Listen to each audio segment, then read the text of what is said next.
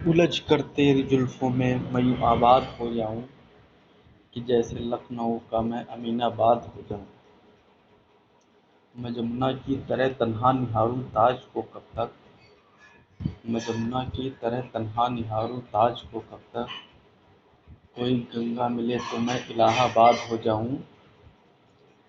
गजल कहने लगा हूं मैं, जरा सा मुस्कुरा तो दो।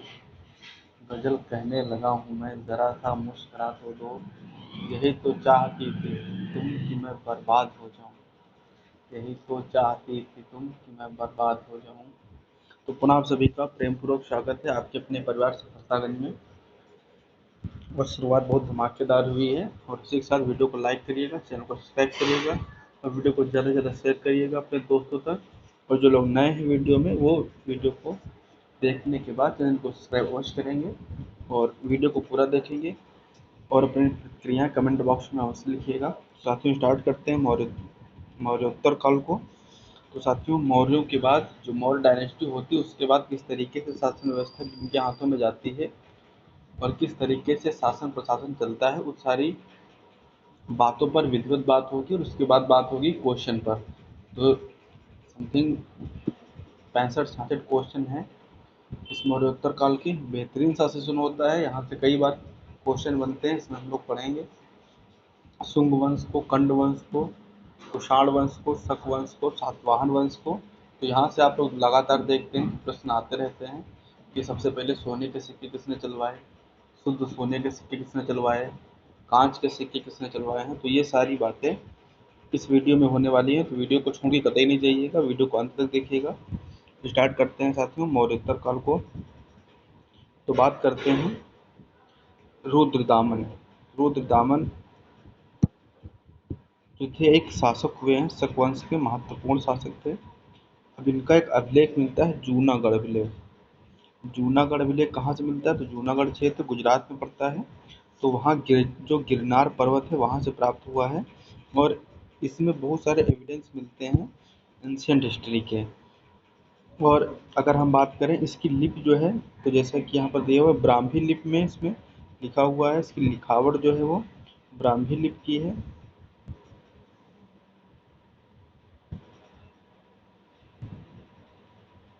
ब्राह्मी लिपि है और संस्कृत भाषा में यह उत्कीर्ण है। तो लिपि कौन सी है, ब्राह्मी लिपि है, भाषा संस्कृत है। इस अभिलेख में संस्कृत की काव्य शैली मतलब कविता, मतलब जो लिखा हुआ है वो गद्य में नहीं है, पद्य में है, काव्य शैली है। यह संस्कृत की काव्य शैली का प्राचीनतम नमूना होता है। इसमें रुद्रदामन की वंशावली, उसने क्या विजय किया, किस तरीके से शासन किया, उसका व्यक्तित्व क्या है, उस पर फोकस किया गया है। और इस अभिलेख का मुख्य उद्देश्य है जो चंद्रगुप्त मौर्य ने सुदर्शन झील का निर्माण करवाया था उसके विषय में। तो सुदर्शन झील का निर्माण करवाया था चंद्रगुप्त मौर्य ने, फिर उसमें से नहरें निकाली थी अशोक ने, और उसके बाद रुद्रदामन ने उसमें कुछ मरम्मत का कार्य करवाया था, स्कंदगुप्त ने भी करवाया था। तो उसके विषय में पूरा विधिवत विवरण मिलता है सुदर्शन झील के विषय में। तो इसीलिए ये महत्वपूर्ण हो जाती है। और उसके बाद जो मौर्योत्तर काल में बात आती है कुजुल कड़फिसेस की, तो यह लगभग 45 से 85 ईस्वी के मध्य इसने शासन किया होता है। और सर्वप्रथम पश्चिमोत्तर मतलब भारत के पश्चिम और उत्तर में अगर हम बात करें, तो ये आपका पूरब होता है, पश्चिम होता है, नॉर्थ होता है और ये साउथ होता है। तो इस वाले क्षेत्र में ये क्षेत्र होता है पश्चिमोत्तर जो प्रदेश होता है, वहीं पर क्या करता है भाई, वहाँ पर ये अपना अधिकार कर लेता है। तो वैसे भी जितने भी आक्रांता है जो रहे हैं, उन्होंने सबसे पहले अटैक कहाँ से किया है, पश्चिमोत्तर से ही किया है। और पश्चिमोत्तर पर इसने क्या कर दिया था, अधिकार कर लिया था। इसने केवल तांबे के सिक्के जारी किए और इसके सिक्कों पर धर्म दिधस या धर्म विदत या धर्म में स्थित शब्द उत्कीर्ण होता है। तो धर्म विदत या धर्म थिदस कहाँ पर मिलता है, तो वे कुजुल कड़फिसस के सिक्कों पर जो केवल तांबे के थे। और सर्वप्रथम विम कड़फिसस के काल में ही भारत में कुषाण सत्ता स्थापित हुई थी। तो जो कुजुल कड़फिसस था ये कुषाण वंश का शासक था। किस वंश का था भाई, कुषाण वंश का शासक होता है। और इसने तांबे के सिक्के के चलवाए थे, इसके सिक्कों पर धर्म थिदस मिलता है। और अगर हम बात करें इसके सिक्कों पर, जो इसके सिक्के थे, इसके सिक्कों पर शिव की प्रतिमा मिलती है, त्रिशूल मिलता है और एक नंदी नंदी की आकृति मिलती है। तो इसके सिक्कों पर क्या है, धर्म त्रिदश लिखा हुआ है, शिव की आकृति है, त्रिशूल की आकृति है और इसमें जो आकृति है वो नंदी की आकृति है। तो इसके सिक्कों पर ये क्वेश्चन आता है कि शिव, नंदी और त्रिशूल की आकृति किसके सिक्कों पर है, तो कुजुल कटफिशस के सिक्कों पर है। और किस धातु के सिक्के चलाए थे, तो भैया ये तांबे का सिक्का चलवाता है। आगे बात करते हैं, उत्तर पश्चिम भारत में स्वर्ण सिक्कों का प्रचलन था वो किसने करवाया था। तो सबसे पहले अगर हम स्वर्ण सिक्कों की बात करते हैं तो हिंद यवन राजाओं ने चलवाया था। किसने चलवाया था भाई, हिंद यवनों ने सबसे पहले सोने के सिक्के चलवाए थे। जबकि नियमित एवं पूर्ण रूप से प्रचलित करवाने का श्रेय कुषाण शासकों को जाता है। तो यहाँ से दो क्वेश्चन आते हैं, सबसे पहले सोने के सिक्के किसने चलवाए, तो हिंद यवन या इंडो ग्रीक ने चलवाए थे। बट अगर इसको रेगुलरिटी और कम्प्लीटली जो प्रोसेस में लाने का कार्य होता है वो कुषाण शासकों के द्वारा होता है, जो कुषाण एम्परर होते हैं उनके द्वारा होता है। कुषाण शासकों ने स्वर्ण एवं ताम्र दोनों के ही सिक्के जारी किए थे, याद रखना इस चीज़ को। कुषाणों ने सोने के साथ साथ तांबे के भी चलवाए थे और सर्वाधिक शुद्ध सिक्के जो है कुषाणों ने ही चलवाए थे सोने के। कुषाण शासकों में विम कटविसस ने सर्वप्रथम सोने के सिक्के जारी किए थे। अब हम अगर कुषाणों में बात करें तो कुषाणों में सबसे पहले था विम कटविसस, जिसने जो कॉइन से जो सिक्के स्टार्ट किए थे वो सोने के सिक्के थे। और कुषाण शासक कनिष्क के सिक्कों पर बुद्ध का अंकन मिलता है। तो ये महत्वपूर्ण है कि कौन सा कुषाण का शासक है जिसके सिक्कों पर महात्मा बुद्ध की प्रतिमा का अंकन होता है या उनको दर्शाया जाता है। तो कौन होता है भाई, कनिष्क होता है, जो कुषाण वंश का एक शक्तिशाली शासक था। और उसके बाद बात करें तो यौधेयों का प्रमाण प्रमाण जो होता है पुराण, अष्टाध्यायी और बृहद संहिता इत्यादि ग्रंथों से प्राप्त होता है। तो जो वैद्य शासक थे इनके विषय में जानकारी कहाँ से मिलती है, पुराण से मिलती है, अष्टाध्यायी मिलती है और बृहद संहिता इत्यादि से प्राप्त होती है। इनका साम्राज्य दक्षिण पूर्वी पंजाब तथा राजस्थान के बीच था।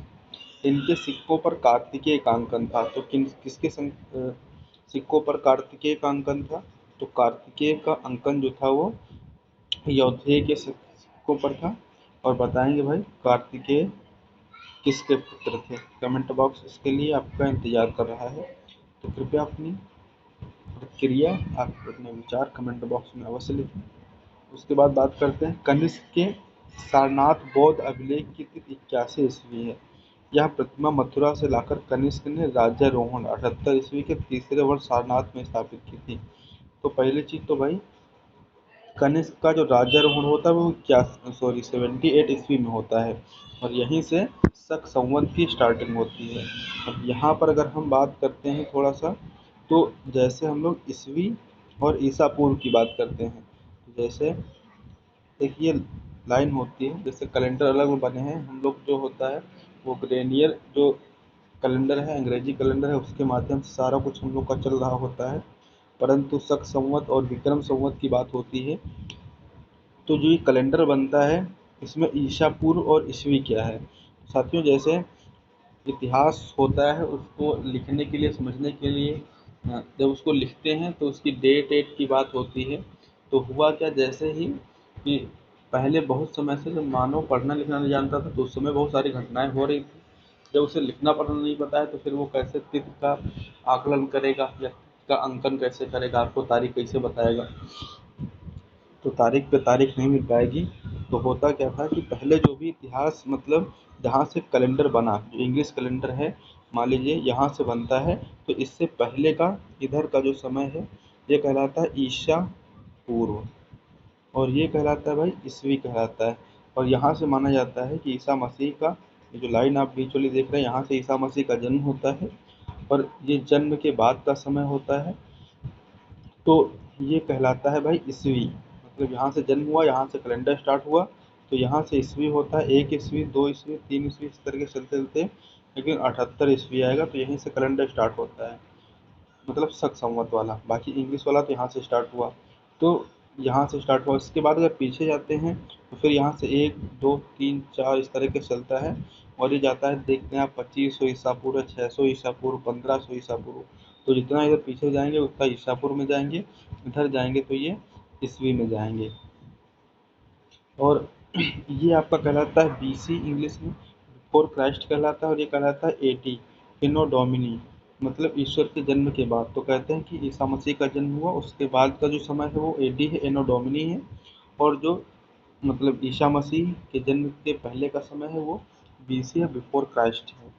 तो ये बात होती है। अब यहाँ पर इससे पहले अभी तक तिथियां देख रहे थे तो वो हो रही थी ईसा पूर्व की, मतलब बीसी की, और ये हैं एडी की। तो साथियों होता क्या है वो, ये बात आशा करता हूँ समझ में आ चुकी होगी अच्छी तरीके से। तो कनिष्क का राज्यारोहण जो होता है 78 ईस्वी में होता है, और यहीं से शक संवत की स्टार्टिंग मानी जाती है। तो कनिष्क का जो बौद्ध अभिलेख है सारनाथ में वो 81 ईस्वी का है, और यहाँ से जो मथुरा से प्रतिमा लेकर के उसने सारनाथ में स्थापित की थी, किसकी, बुद्ध की। तो वहीं से मिलता है क्या, बौद्ध अभिलेख। नेक्स्ट बात करते हैं, कनिष्क का एक रवतक अभिलेख होता है। ये किसका अभिलेख है, रवतक अभिलेख। इसमें 4 शहरों के नाम को मेंशन किया गया है। साकेत जो अयोध्या वाला क्षेत्र था, कौशाम्बी प्रयागराज के पास था, पाटलिपुत्र पटना था, चंपा अंग था, अंग प्रदेश की राजधानी चंपा थी। और जैन ग्रंथों के अनुसार विक्रमादित्य ने 57 ईसा पूर्व के उत्तराधिकारी को 135 विक्रम संवत में शकों को पराजित कर इसके उपलक्ष्य में शक संवत दिलाया था। तो हुआ क्या था भाई, विक्रमादित्य जो जो शक संवत चलता है हम लोग का, वो 57 ईसा पूर्व है। तो कहते हैं कि उनके जो उत्तराधिकारी था उसको 135 विक्रम संवत में शकों ने पराजित करके उसके उपलक्ष्य में ही क्या चलाया था भाई, उसके उपलक्ष्य में ही चलाया था शक संवत। तो 135 से 57 माइनस करते हैं 78 ईस्वी आती है। तो इसीलिए अधिकांश जो लोग मानते हैं कि शक संवत की स्टार्टिंग जो है वो 78 ईस्वी से हुई है। और आगे अगर हम बात करें तो वर्तमान में तिथि एवं वर्ष के लिए ग्रिगोरियन कैलेंडर का प्रयोग किया जाता है जो विश्वव्यापी है। मतलब इंग्लिश कैलेंडर जो है इसी के अनुसार अब विश्व में, मतलब जो मैक्सिमम चीज़ें डेट तिथि जो भी कुछ चल रहा है वो इसी कैलेंडर के अनुसार है। और वर्तमान कैलेंडर में 57 जोड़ देने पर क्या होता है भाई, 57 जोड़ देने पर विक्रम संवत आ जाता है, और 78 माइनस कर देने पर क्या होता है, शक संवत आ जाता है। मतलब अगर आपका जो आज जो भी डेट है इसमें अगर आप 78 वर्ष जोड़ देते हैं, सॉरी 78 वर्ष घटा देते हैं तो ये शक संवत आ जाता है, और अगर इसमें 57 जोड़ देते हैं तो ये विक्रम संवत आ जाता है। बाकी जो बात करें हम, चैत्र जो है भारतीय राष्ट्रीय पंचांग का प्रथम माह होता है। तो भैया जो हिंदी है, हिंदी में चैत्र जो महीना होता है वो हिंदी कैलेंडर का हिंदी नववर्ष का प्रथम महीना होता है। अब जैसे इस समय चैत्र के बाद जो दूसरा महीना आता है बैसाख, इसके बाद आएगा जेठ, फिर आषाढ़, सावन, भादो, कुंवार, कार्तिक, इस तरीके से चलता है। तो विक्रम संवत के दो अन्य नाम मिलते हैं, कृत संवत और मालव संवत। भारत में राष्ट्रीय कैलेंडर के रूप में शक संवत को अपनाया गया है। जो राष्ट्रीय मतलब नेशनल कैलेंडर है वो शक संवत के रूप में अपनाया गया है। उसके बाद आगे अगर हम बात करें तो ये हो जाती है कैलेंडर की बात, हो जाती है किस तरीके से क्या चल रहा है। उसके बाद बात करें तो कनिष्क के विषय में बात होती है, जो कि कुषाण वंश का एक शक्तिशाली शासक था। अशोकोस कनिष्क के राजकवि थे। तो कनिष्क है उसका जो राजकवि होता है वो अशोकोस थे, और इन्हीं के साथ अध्यक्षता में क्या हुआ था, ये उपाध्यक्ष थे, और इन्हीं के उसमें होते हुए चौथी बौद्ध संगीत थी कुंडलवन कश्मीर में हुई थी।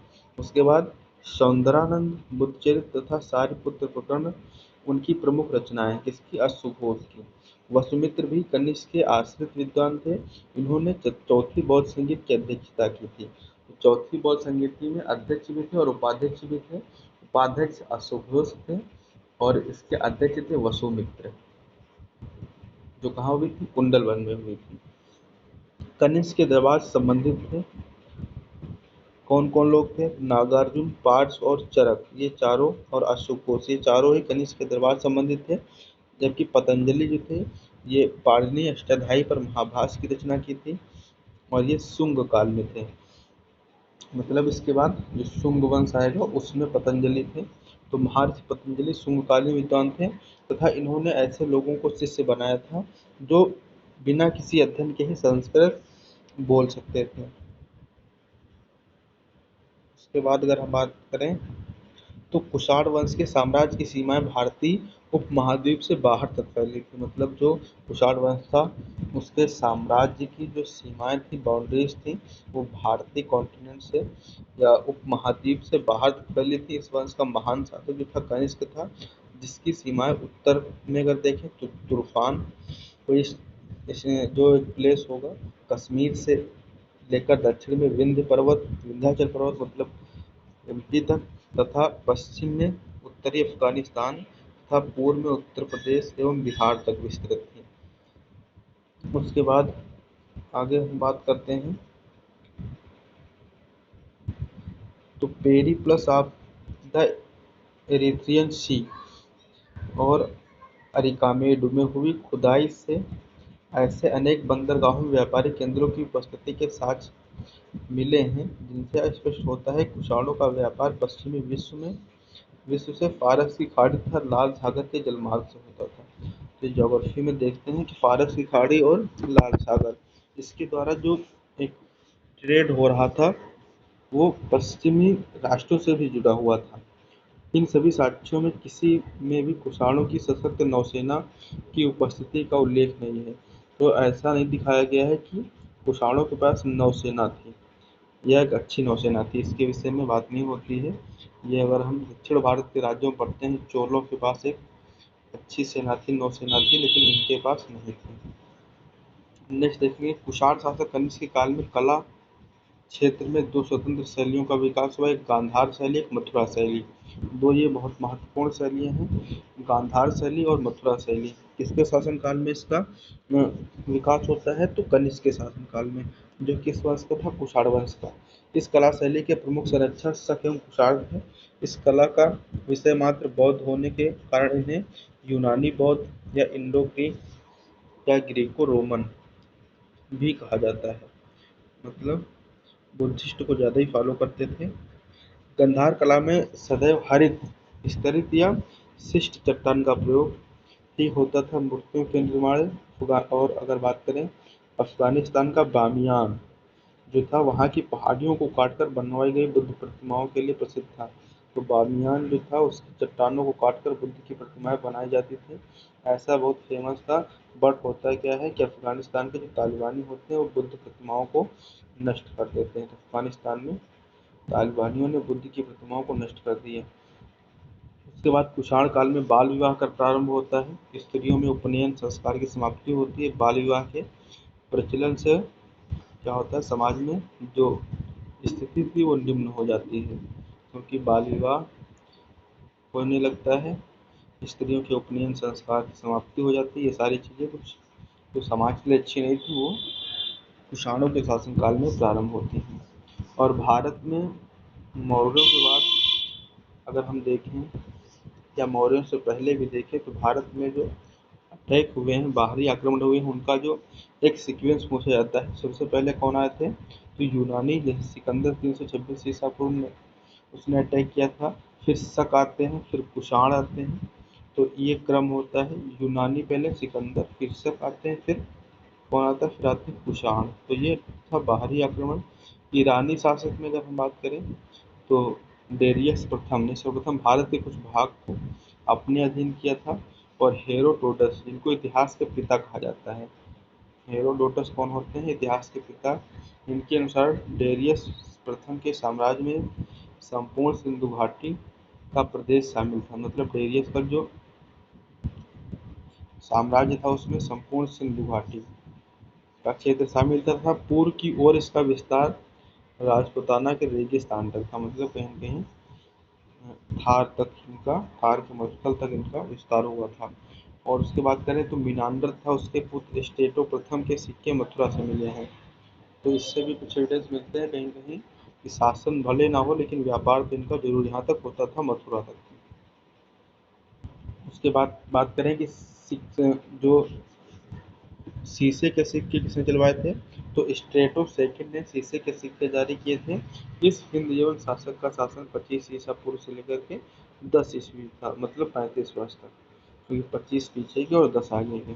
तो स्ट्रेटो सेकंड ने शीशे के सिक्के जारी किए थे। उसके बाद बात करें तो 184 ईसा पूर्व में पुष्यमित्र शुंग ने अंतिम मौर्य शासक बृहद्रथ की हत्या की थी।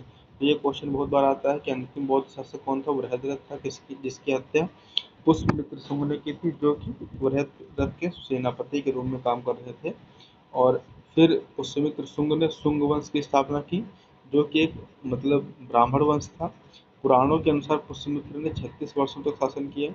महर्षि पाणिनि ने शुंग वंश को भारद्वाज गोत्र का ब्राह्मण बताया है। और पाणिनि जो साहब थे, ये शुंग वंश के विद्वान हुआ करते थे। अयोध्या के एक लेख से पता चलता है कि पुष्यमित्र शुंग ने 2 अश्वमेध यज्ञ करवाए थे। कितने करवाए थे भाई? 2 अश्वमेध यज्ञ कौन करवाता है? पुष्यमित्र शुंग करवाता है। पतंजलि पुष्यमित्र शुंग के पुरोहित थे। शुंग वंश का 9वां शासक जो था भागवत अथवा भागभद्र, इसके शासनकाल में तक्षशिला के यवन यवन नरेश एंटियालकीड्स का राजदूत हेलियोडोरस उसके विदिशा दरबार में उपस्थित हुआ था। किसके? तो जो 9वां शासक था भागवत, भागवत के शासनकाल में जो हिंद यवन का शासक था एंटियालकीड्स, उसका जो राजदूत था हेलियोडोरस, ये आया था किसके दरबार में? तो भागवत के दरबार में।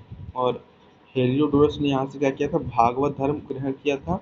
और यहाँ पर क्या किया था इसने? विदिशा में बेसनगर का गरुड़ स्तंभ स्थापित करवाया था। और वहीं पर क्या अंकित करवाया था?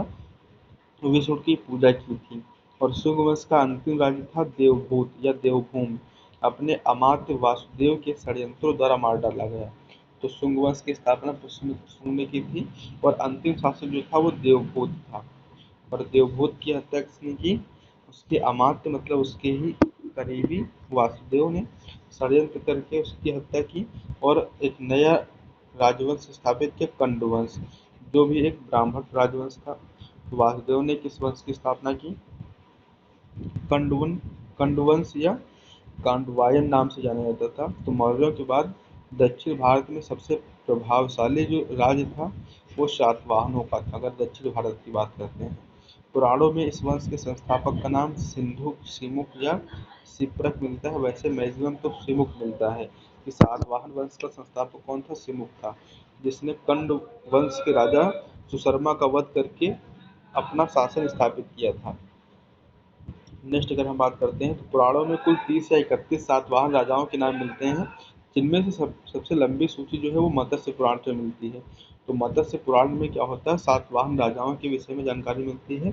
और सातवाहनों की वास्तविक राजधानी प्रतिष्ठान या पैठन थी। प्रतिष्ठान या पैठन थी। पुराणों में इस राजवंश को आंध्रभृत या आंध्र जाति कहा जाता है। और इनकी प्रारंभिक राजधानी अमरावती थी। स्टार्टिंग में अमरावती थी, लेकिन जो महत्वपूर्ण थी वो पैठन थी या प्रतिष्ठान थी।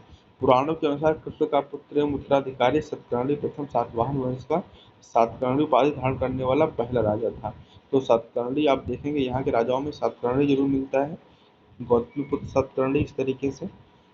तो सातकर्णी की उपाधि धारण करने वाला पहला शासक कौन था?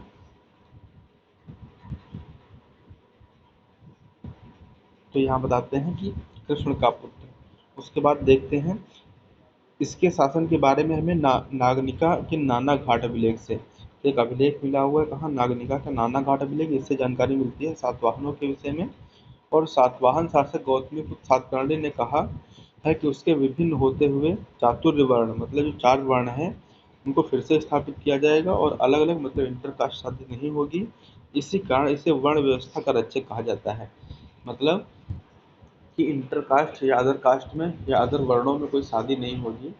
तो इसीलिए इसको जो वर्ण है वर्ण व्यवस्था का रक्षक कहा जाता है। और गौतमी सातकर्णी को नासिक अभिलेख से अद्वितीय ब्राह्मण मतलब जो गौतमी सातकर्णी होता है इसके विषय में क्या मिला है? जो नासिक अभिलेख है वहाँ से मिला है कि अद्वितीय ब्राह्मण मतलब एक ब्राह्मण। और उसके बाद वेदों का आश्रय कहा गया है, मतलब ठीक ठाक ब्राह्मण के या इसे एकमात्र ब्राह्मण जो क्या था कि वर्ण व्यवस्था का रक्षक था, ऐसा कहा गया है। और खती मनमदा अर्थात क्षत्रियों के दर्प का मर्दन करने वाला कहा गया है। और वशिष्ठिपुत्र पुलवामी को दक्षिणा फतेश्वर कहा गया है। दो पतवारों वाले जहाज का चित्र उसके सिक्कों पर बना हुआ है। इस वंश का जो सबसे इम्पोर्टेंट या लास्ट जो पावरफुल लीडर होता है वो यज्ञश्री सतकर्णी होता है। कौन होता है भाई? यज्ञश्री सतकर्णी होता है। नेक्स्ट देखते हैं। अब आते हैं कलिंग में। चेद वंश का संस्थापक महामेघवाहन था। कलिंग का चेदवंशी शासक खारवेल प्राचीन इतिहास का महानतम सम्राटों में एक था। तो जो कलिंग के चेद शासक थे उसमें से खारवेल, खारवेल का हाथी गुम्फा अभिलेख देखेंगे। तो जो खारवेल होता है ये एक ठीक ठाक शासक था। उड़ीसा प्रांत के भुवनेश्वर से 3 मील दूरी पर स्थित उदयगिरि पहाड़ी की हाथी गुम्फा अभिलेख जो है उसका एक बिना तिथि का अभिलेख प्राप्त हुआ है। तो मतलब ये बिना डेट का एक अभिलेख मिलता है। कहाँ से? हाथी गुम्फा अभिलेख से। इसमें खारवेल की बचपन, शिक्षा, राज्याभिषेक तथा राजा होने के बाद शासन करने अन्य घटनाओं का विवरण अच्छे तरीके से दिया हुआ है। यह अभिलेख खारवेल का इतिहास जानने का एकमात्र स्रोत है। मतलब एकमात्र ऐसा अभिलेख है जो बिना डेट का है और पूरी तरीके से खारवेल के विषय में जानकारी मिलती है। खारवेल चेद वंश का ठीक ठाक शासक होता है। इस अभिलेख से पता चलता है खारवेल ने दक्षिण के 3 राज्यों चोल, चेर और पांड्यों को पराजित किया था। पांड्य शासक से उसने गधे से हल चलवाया था। इसमें खारवेल ने किस वंश का था? चेदी वंश का था। इसका जैन धर्म के प्रति भारी झुकाव था। पूर्वी रोमन शासक जस्टिनियन को सर्वाधिक प्रसिद्धि उसके न्याय संबंधी सुधारों से मिली। जस्टिनियन रोमन कानून के संपूर्ण संशोधन के लिए उत्तरदायी था। तो ये हो जाता है कुछ मोटा माटी डिटेल। अब आते हैं प्रश्नों की श्रृंखला पर। वीडियो को अंत तक अवश्य देखिएगा, छोड़ के कतई नहीं दीजिएगा। 65 क्वेश्चन, 66 क्वेश्चनों की श्रृंखला है ये और एक से एक शानदार क्वेश्चन इसमें दिए हुए हैं। तो वीडियो को अंत तक अवश्य देखिएगा। तो देखते हैं भाई। पहला क्वेश्चन है कि हिंद यवन शासक ने शीशे के सिक्के जारी किए थे। तो स्ट्रेटो सेकंड में पहले का ए सही होता है। Next question, question number 2। निम्नलिखित शासकों में से किसे सिक्कों पर संकर्षण एवं वासुदेव दोनों अंकित हैं? तो ये इसमें दिया है अगाथोक्लीज। अगाथोक्लीज अफगानिस्तान के खे खानम से अगाथोक्लीज के सिक्के प्राप्त हुए जिन पर वासुदेव मतलब कृष्ण और संकर्षण का चित्र उकेरा गया है। तो ये क्वेश्चन यूपी पीसीएस में पूछा गया है अगाथोक्लीज के विषय में। ये बहुत खतरनाक से नाम है, बहुत ध्यान से लीजिएगा नहीं तो लकवा भी मार सकता है। उसके बाद कौन सा एक अन्य तीनों के समसामयिक नहीं है, मतलब सिमिलर कौन सा नहीं है? एक टाइम पर 3 लोग थे, एक नहीं था। तो कौन सा था भाई? बिंबिसार थे, हर्यक वंश के संस्थापक। और गौतम बुद्ध एक टाइम पे ही थे। और प्रसेनजित जो थे ये कौशल के राजा थे, कौशल प्रदेश के राजा थे। ये 3 लोग एक साथ थे। ये मिलिंद जो है ये इन तीनों के समय नहीं था, ये अल्टरनेट समय में होता है। पूछा है कौन सा नहीं था, तो मिलिंद होगा, सी जवाब होगा। नेक्स्ट देखते हैं। काव्य शैली का प्राचीनतम नमूना किसके अभिलेख से मिलता है? तो ये मिलता है भाई रुद्रदामन के। काठियावाड़ या बोले इसको गुजरात में, गुजरात का रुद्रदामन का जो गिरनार पर्वत से मिलता है उसमें काव्य शैली, संस्कृत की प्राचीनतम काव्य शैली का नमूना जूनागढ़ गिरनार के पर्वतों से जो मिला है। तो ये किसका होता है? रुद्रदामन का। उसके बाद किस अभिलेख में रुद्रदामन प्रथम की विभिन्न उपलब्धियां वर्णित हैं? तो भाई जूनागढ़ अभिलेख में ही होंगी, जब इनका अभिलेख है। उसके बाद बिना बेगार के किसने सुदर्शन जेल का जीर्णोद्धार करवाया था? तो ये रुद्रदामन ने करवाया था। बाकी पहले तो करवाए थे किसने? चंद्रगुप्त मौर्य ने और अशोक ने। परंतु बिना बेगार के किसने करवाया था? तो जीर्णोद्धार मतलब पुनः इसका निर्माण करवाया जाता है। जो इसमें खराबी होती है उसको सही करने का काम रुद्रदामन प्रथम के द्वारा किया जाता है। Question number 7। कार्दमक क्षत्रपों ने निम्नलिखित में से किस धातु के अति दुर्लभ सिक्के प्रचलित किए थे? तो ये तांबे के सिक्के इन्होंने स्टार्ट करवाए थे। नेक्स्ट देखते हैं हमें, कार्दमक वंशी शासकों की मुद्राओं को दो बड़े वर्गों में विभाजित किया जाता है। प्रथम वर्ग के अंतर्गत उन रजत मुद्राओं को रखा जाता है जो चेहरात वंशी रजत मुद्राओं की निरंतरता का आभास कराते हैं। द्वितीय वर्ग के अंतर्गत कोटि निर्मित सिक्कों को रखा जाता है।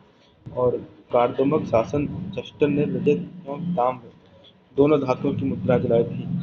प्रश्न में अति दुर्लभ सिक्कों के बारे में पूछा गया है, तो इसका सही उत्तर ताम्र होगा, क्योंकि कार्दमक वंशियों ने ताम्र की बहुत कम मुद्रा चलवाई थी। तो यहाँ पर प्रेजेंट ऑफ माइंस का प्रयोग करते हुए आंसर देना था। उसके बाद यहाँ पूछा हुआ है कि कौन जो शासक था वो किस वंश का था, तो विम कॉन्फ्यूशस जो था वो किसका था भाई, कुषाण वंश का था। उसके बाद रुद्रदामन की बात करें तो ये शक शासक था। और गोंडो फर्निस की बात करें तो ये पहलव शासक था। और डेमेट्रियस की बात करें तो ये हिंदी यूनानी था। फिलहाल देखें डी टू कहाँ पर है, तो दो ऑप्शन मिल रहा है बी और सी में। उसके बाद रुद्रदामन शक था, तो B4 होना चाहिए, B4। तो भाई सी ऑप्शन में मिल रहा है, बाकी देखने की आवश्यकता नहीं है। इसी तरीके से हम लोग देखते हैं, जब चार मिलाने को आते हैं तो दो आ जाए या तीन आ जाए तो फिर क्या होता है, क्वेश्चन आसान हो जाता है। तो यहाँ पर सी सही हो गया। डेमेट्रियस जो था हिंद यूनानी था, रुद्रदामन शक था, गोंडो फर्नी पल्लव शासक था, विम जो था कुषाण शासक था। और देखेंगे उत्तर पश्चिम भारत में सर्वाधिक तांबे के सिक्के किसने चलवाए थे, तो ये चलवाए थे किसने भाई, कुषाणों ने। कुषाण वंश के शासकों ने क्या करवाए थे भाई, उत्तरी तथा उत्तरी पश्चिमी क्षेत्र में सर्वाधिक जो सिक्के होते हैं वो चलवाए जाते हैं कुषाणों के द्वारा।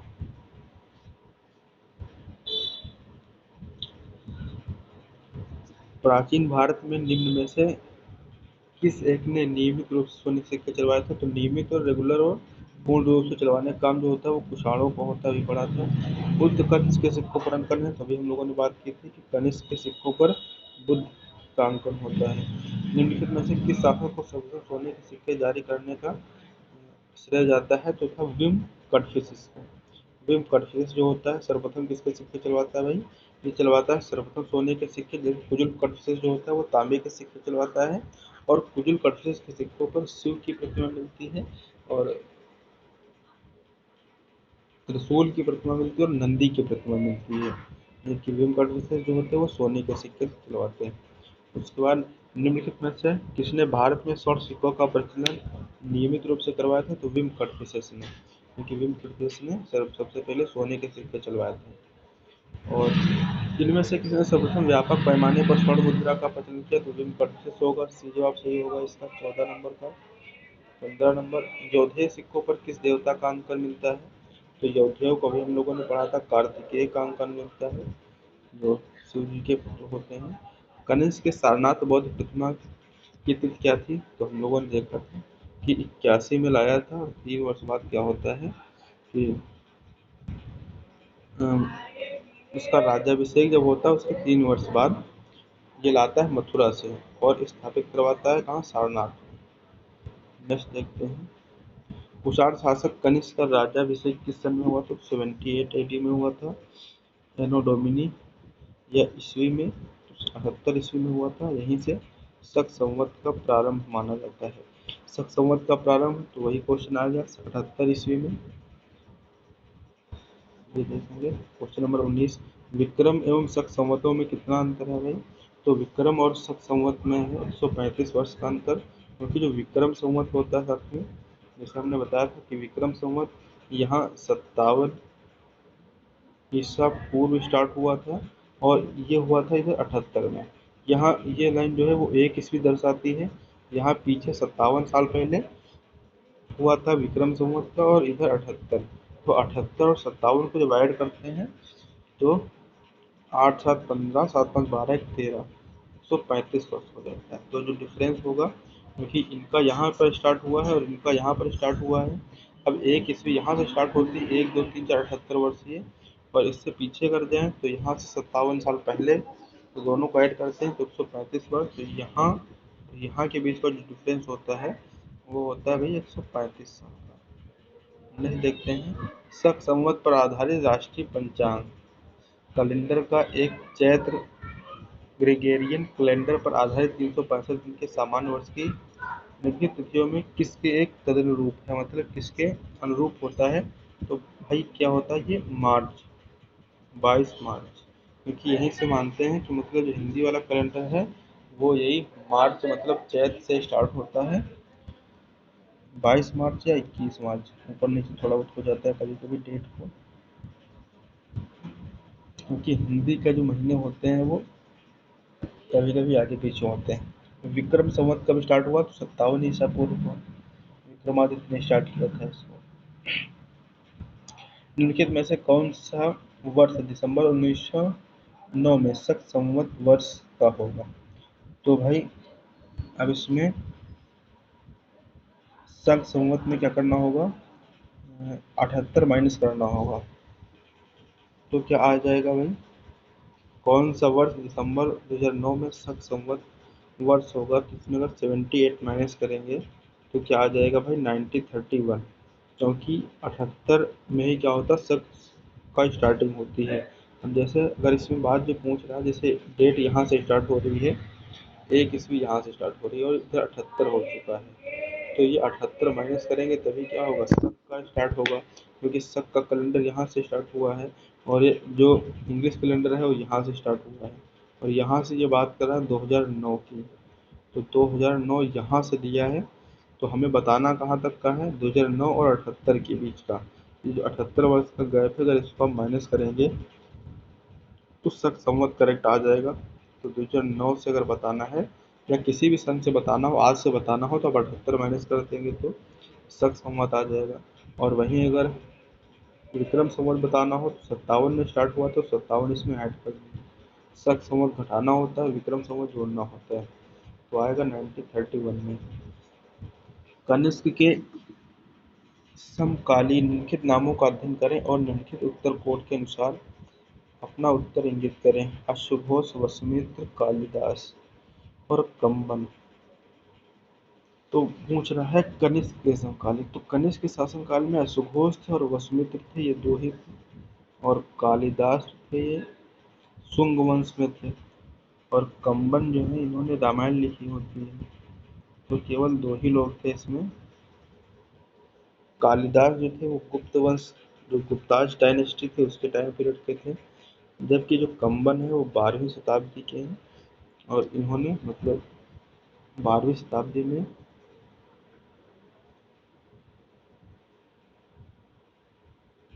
ये दक्षिण भारत के थे, इन्होंने रामायण लिखी है। तो कंबन की रामायण बहुत सुना होगा आप लोगों ने।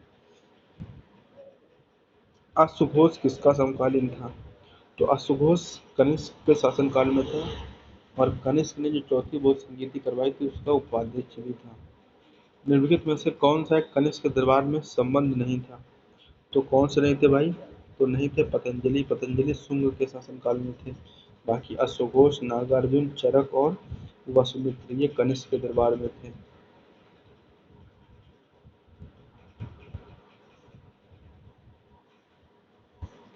अब बताना है कि भाई कौन सा कनिष्क के दरबार में नहीं थे, तो अश्वघोष थे, वसुमित्र थे, पार्श्व थे, चरक थे, जबकि विशाखदत्त नहीं थे। विशाखदत्त नहीं थे। निम्नलिखित नगरों में से किसका उल्लेख कनिष्क के रक्तक अभिलेख में नहीं है, तो 4 क्षेत्रों का हुआ था, इसमें कौशाम्बी, चंपा, पाटलिपुत्र और और कोसल क्षेत्र था, ना कि श्रावस्ती था। कौशाम्बी, साकेत, पाटलिपुत्र और चंपा। साकेत था सॉरी, और श्रावस्ती नहीं था।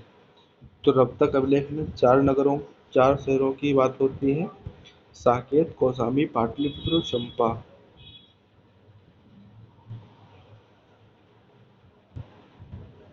इनमें से किस आयुर्वेदाचार्य ने तक्षशिला विश्वविद्यालय में शिक्षा प्राप्त की थी, तो बता रहे भाई सुश्रुत और जीवक ने।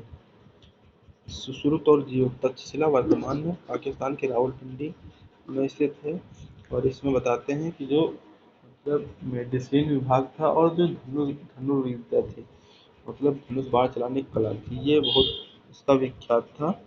और जो जीवक था वो बिंबिसार का राजवैद्य था,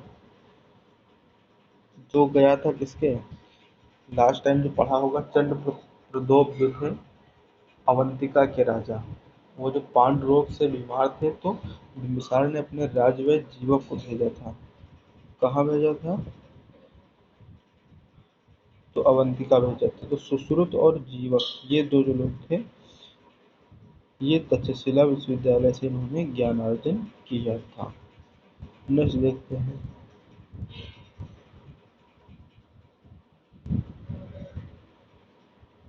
पुष्यमित्र शुंग के द्वारा दो अश्वमेध यज्ञ करवाए गए, अयोध्या विलेख में हम लोगों ने पढ़ा था। और जो शुंग थे, पुष्यमित्र शुंग, इन्होंने अंतिम मौर्य शासक वृहद्रथ की हत्या करके शुंग वंश की नींव रखी थी। 184 ईसा पूर्व हत्या की थी। शुंग वंश के बाद कण्वा वंश, जो कंड वंश है, इसकी स्थापना देवभूत ने की थी।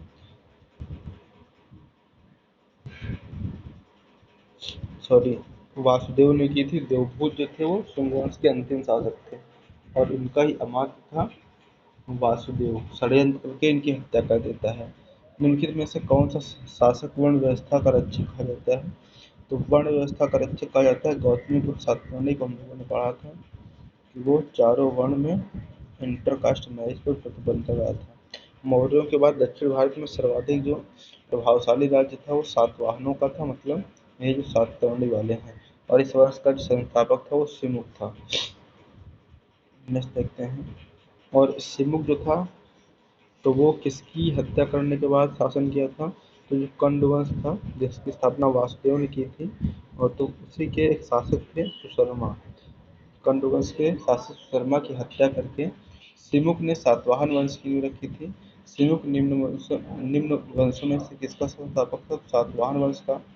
किस चीनी जनरल ने कनिष्क को हराया था, तो ये कहानी आती है पांचाऊ में। पांचाऊ ने क्या किया था, कनिष्क को हराया था। और हुआ क्या था कि कनिष्क शक्तिशाली तो था ही, और जो पांचाऊ थी, इनकी जो मैडम थी वो बड़ी सुंदर लगी थी इसको, कनिष्क को। तो बस इनकी पत्नी को देख करके उनसे आकर्षित हो गया और उसने अटैक कर दिया था, कहाँ, चीन पर। तो वहाँ पर क्या होता है कि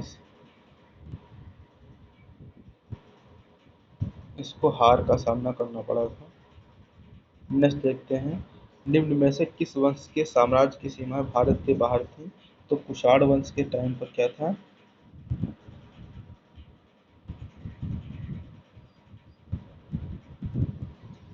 अब इसमें पूछा है मौर्य वंश को भी दे रखा है। तो वर्तमान में अगर हम बात करें भारत की, तो वर्तमान भारत के बाहर मौर्य वंश की भी थी, क्योंकि गांधार बंधार तक मौर्य वंश में थी, बाकी कुषाण वंश तो चाइना तक था। नेक्स्ट देखते हैं।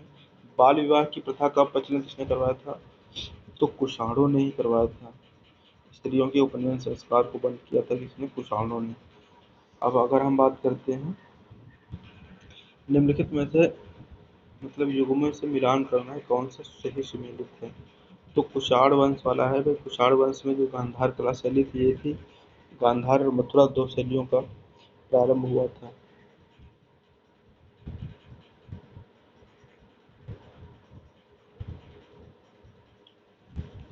कला की गांधार शैली निम्न समय में फली फूली, तो भाई कुषाणों के शासनकाल में बहुत फली फूली थी।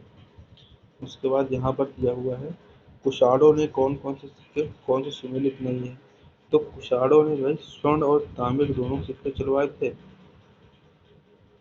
और गुप्त ने स्वर्ण रजत चलवाए थे, सातवाहनों ने स्वर्ण सिक्के चलवाए थे, कलचुरी ने स्वर्ण रजत और तांबे के सिक्के चलवाए थे। तो सातवाहनों में मतलब स्वर्ण के साथ साथ शीशे के भी सिक्के चलवाए थे, इसने सातवाहन शासकों ने। तो इसमें मतलब बताना है कौन सा सुमेलित नहीं है। तो बाकी चीज़ें तो ठीक है कि कुषाण जो थे उन्होंने केवल सोने और तांबे के सिक्के चलवाए, गुप्त में सोने के सिक्के चले और चांदी के सिक्के चले, सातवाहनों में सोने के चले और शीशे के भी चले। तो शीशा ना होने की वजह से यहाँ पर ये गलत हो रहा है।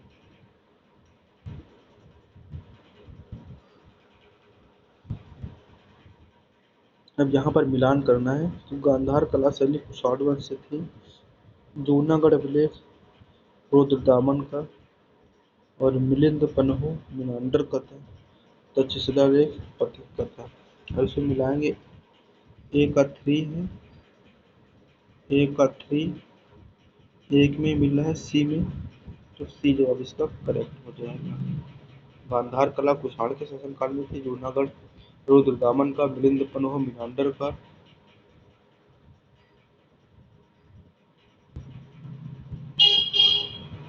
तक्षशिला पथिक का। अफगानिस्तान का बामियान प्रसिद्ध था काहे लिए? तो बुद्ध प्रतिमाओं के लिए। बट होता क्या है कि तालिबानियों ने बुद्ध की प्रतिमाओं को नष्ट कर दिया। बामियान अफगानिस्तान का। जो कला शैली भारतीय और यूनानी ग्रीक आकृति का सम्मिश्रण है उसे कहते हैं, तो उसे गांधार शैली कहते हैं। गांधार शैली यूनानी और भारतीय दोनों का सम्मिश्रण है। गांधार कला शैली का एक संश्लेषण है भारत तथा यूनानी कला। संश्लेषण मतलब वही है कंबाइंड वाला। तो यूनान और भारत का कौन सी कला? गांधार कला शैली। और उसके बाद देखते हैं, तो किस मूर्त कला में सदैव हरित स्तरित चट्टानें शिफ्ट का उपयोग करते थे? तो भाई ये गांधार कला शैली। हम लोग जो थ्योरी पढ़ रहे थे तो वहाँ पर इसके विषय में बात हुई थी। महत्वपूर्ण प्रश्न होता है, प्राचीन काल के भारत पर आक्रमणों के संबंध में निम्नलिखित में से कौन सा एक सही कालक्रम है? तो सबसे पहले वही आए थे यूनानी, इंडो ग्रीक, फिर शक आए थे, फिर कुषाण आए थे। तो ए जवाब इसका सही है। पहले यूनानी, फिर शक, फिर कुषाण। पहला ईरानी शासक जिसने भारत में कुछ भाग को अधीन कर लिया था, तो वो था कौन सा भाई? स्टार्टिंग में हम लोगों ने पढ़ा था, तो डेरियस प्रथम। डेरियस प्रथम ने क्या किया था कि भारत के कुछ पश्चिमोत्तर क्षेत्र पर कब्जा कर लिया था, मतलब सिंधु घाटी वाला क्षेत्र था। और इसमें हम लोगों ने पढ़ा भी कि ये थार मतलब राजपूताना क्षेत्र तक इसका कब्जा हो गया था। निम्न राजवंशों में सबसे पुराना राजवंश कौन था? तो सातवाहन, मतलब अकॉर्डिंग टू ऑप्शन राष्ट्रकूट वंश, चालुक्य वंश और पल्लव वंश। इनमें सबसे जो ओल्डेस्ट होता है वो सातवाहन वंश होता है। आंध्र सातवाहन राजाओं की सबसे लंबी सूची, तो हम लोगों ने पढ़ा था कि मत्स्य पुराण में जो सातवाहन राजा है उनकी सबसे पुरानी सूची मिलती है। लगभग 29 राजाओं के विषय में जानकारी मिलती है कहाँ से? मत्स्य पुराण से। सातवाहनों की राजधानी अवस्थित थी कहाँ पर? तो अमरावती। बाकी जो था प्रतिष्ठान वो भी था, लेकिन जो सबसे पहले प्रारंभिक थी वो अमरावती थी। वास्तविक जो थी प्रतिष्ठान या पैठन थी। निम्नलिखित में से कौन सा सातवाहनों की राजधानी थी? तो प्रतिष्ठान लिखा हुआ है, ये जवाब सही हो जाएगा। नेक्स्ट प्रश्न की तरफ बढ़ते हैं। निम्नलिखित शासकों में से किसने एक ब्राह्मण, एका ब्राह्मण, तो ये गौतमी पुत्र सातकर्णी के लिए कहा गया है, और ये नासिक अभिलेख से। गौतमी पुत्र सातकर्णी का जो अभिलेख मिला है नासिक से, उसमें अदिति ब्राह्मण कहा गया है इसको। अब मिलाना है भैया, इनकी राजधानियाँ मिलानी है। तो कहाँ कहाँ कौन शासन करता था ये देखना है।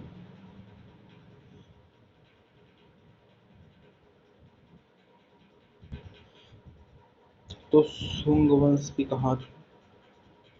सातवाहन वंश की कहाँ थी भाई? सुमेलित करना है एक सेकेंड। सातवाहन की प्रतिष्ठान या पैठन थी। चंदेलों की जो थी वो कहाँ थी? वो महोबा थी। और शुंगों की जो थी वो पाटलिपुत्र, और ये यहाँ थी। तो इसको मिलाएंगे तो सातवाहन की एक अथरी, शुंगों की पैठन एक अथरी, क्या दिया भाई?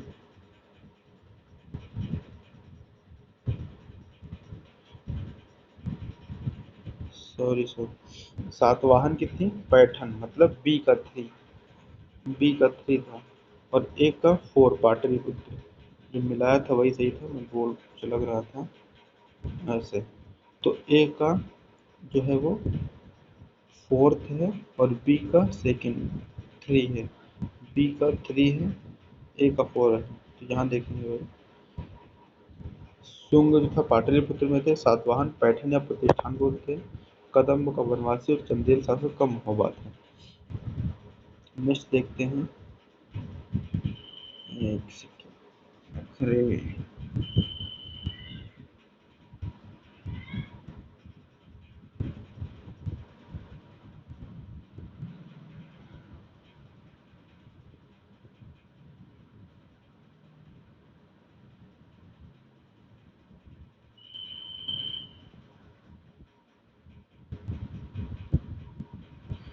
कहाँ तक पहुँच चुके थे हम लोग भाई, इसके ऊपर ही पहुँच चुके थे। देखते हैं, यहाँ पर हम लोग बात कर रहे थे, तो ये क्वेश्चन हो जाता है, ए जवाब इसका सही होगा। उसके बाद अगर बात करें तो काला जो काल क्रमानुसार है वो कैसा है, तो सबसे पहले तो वही होंगे सातवाहन, और दूसरे होंगे वकाटक, तीसरा होगा चालुक्य, तो डी ऑप्शन होगा इसमें, डी ऑप्शन होगा। नेक्स्ट देखते हैं, नीचे दो वक्तव्य दिए गए हैं जिसमें एक को अभिकथन ए और दूसरे को कर्ण कहा गया है। सातवाहन काल में संस्कृत के साथ प्राकृत व अन्य लोक भाषाओं का विकास हुआ। सातवाहन राजाओं ने साहित्य रचना के लिए संस्कृत व अन्य लोक भाषाओं को अपनाया। तो देखते हैं क्या दिया हुआ है, ए दिया हुआ है, ए और आर दोनों सही हैं, दोनों बातें सही हैं। ए आर, ए का सही स्पष्टीकरण है आर। तो ए में क्या दिया हुआ है कि सातवाहन काल में संस्कृत के साथ प्राकृत व अन्य लोक भाषाओं का विकास हुआ, और इसको स्पष्ट कर रहा है कि सातवाहन राजाओं ने साहित्य रचना के लिए संस्कृत तथा अन्य लोक भाषाओं को अपनाया। तो बात दोनों ही सही है, उनके टाइम पर संस्कृत, प्राकृत तथा अन्य जो लोकल लैंग्वेज थी उनको डेवलप करने में इनका योगदान रहा। क्वेश्चन नंबर 55, सातवाहन शासकों के संदर्भ में निम्नलिखित कथनों में से कौन सा कथन सत्य है। सातवाहन नरेश प्राकृत भाषा के पोषक थे।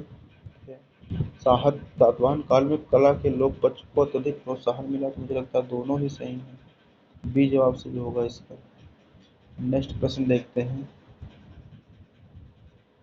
56 नंबर क्वेश्चन, नासिक अभिलेख किसका था भाई, तो नासिक था गौतमी, कौन सा सम्मिलित नहीं है, तो नासिक तो था भाई गौतमी पुत्र का, हाथी गुम्फा खारवेल का था, और गिरनार रुद्रतामन का था।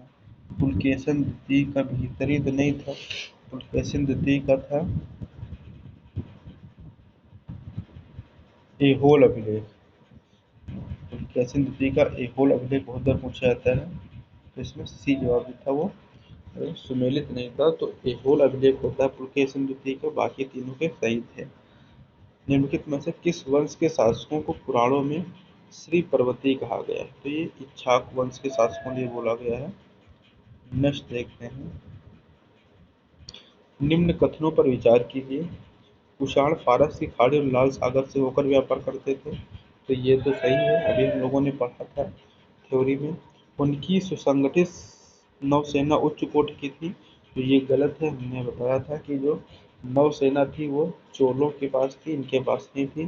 तो ए सही है, आर गलत है, ए सही है परंतु आर गलत है, सी जवाब इसका सही हो रहा है, बिल्कुल सही है। राजा खारवेल का नाम जुड़ा है, हाथी गुफा अभिलेख से जुड़ा है, सी जवाब सही होगा।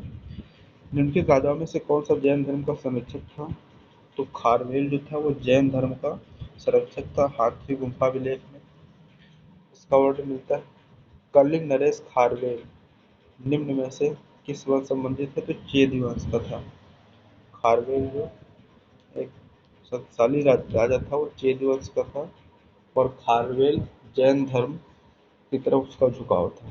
निम्नलिखित राजाओं में से किसका जैन धर्म के प्रति भारी झुकाव था, खारवेल। कलिंग नरेश खारवेल का संबंध था किससे, चेदी वंश से, और इसमें क्या लिया हुआ है, कलिंग के चेद राजवंश का संस्थापक महामेघवान नामक व्यक्ति था, अतः इस वंश का नाम महामेघवान वंश भी पड़ गया। इस वंश का सर्वाधिक शक्तिशाली शासक खारवेल हुआ।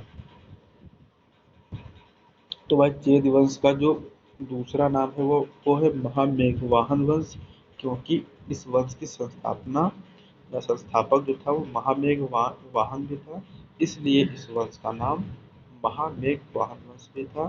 तो अकॉर्डिंग टू ऑप्शन ए और बी दो होने चाहिए, जैसे कि ई ऑप्शन में दिया हुआ है, या तो कोई नहीं माना जाएगा या तो एक से अधिक जवाब माने जाएंगे। प्रश्न नंबर 64, हाथी गुम्फा अभिलेख खारवेल का है। उदयगिरि की पहाड़ियों पर मिलता है। खारवेल के पूरा जीवन परिचय इसमें मिल जाता है। पूर्वी रोमन शासक जस्टिनियन का सर्वाधिक महत्वपूर्ण योगदान किस क्षेत्र में था? तो विधि के क्षेत्र में था। जैसा कि बताया था कि स्टार्टिंग में हम लोग पढ़ रहे थे, तो पूरा मतलब जो संविधान बदलने का जो श्रेय था वो जस्टिनियन का था। पूर्वी रोमन, रोमन का मतलब रोमन क्षेत्र में जो संविधान बनाने या उसको जो भी उसमें चेंज लाने का जो पूरा भूमिका थी वो इन्हीं साहब की थी। तो ये 65 नंबर क्वेश्चन होता है। इसके बाद होता है अंतिम प्रश्न इस हमारी श्रृंखला का। तो उससे पहले अगर आप वीडियो को पूरा देख रहे थे अभी तक तो आपका पुनः बहुत बहुत धन्यवाद। और लास्ट क्वेश्चन है, पेरिप्लस ऑफ द इरिथ्रियन सी किसने लिखी है? तो टेशियस टालमी प्लिनी स्ट्रैबो। तो भैया ये एक किताब ऐसी है, ये किसी अज्ञात ने लिखी है। इसके विषय में पता नहीं किसने लिखी है। तो ये होता है, उसमें भारत में जो आयात निर्यात होता था उसके विषय में जानकारी है, बट ये किताब किसने लिखी है इसकी आज तक कोई जानकारी नहीं मिल पाई है। तो आज का सेशन यही समाप्त करते हैं। अब ये हुआ आज का अंतिम क्वेश्चन। टाटा बाय बाय, खत्म। मिलते हैं आप लोगों से अगली वीडियो में। तब तक के लिए अगर आपने वीडियो को पूरा देखा है तब आपका बहुत बहुत धन्यवाद, नहीं देखा है तब भी आपका बहुत बहुत धन्यवाद। Thank you all of you. जय हिंद, वंदे मातरम। ध्यान रखिए अपना, मौज करिए, अच्छे से पढ़ाई जरूर करिएगा, सबसे महत्वपूर्ण ये है।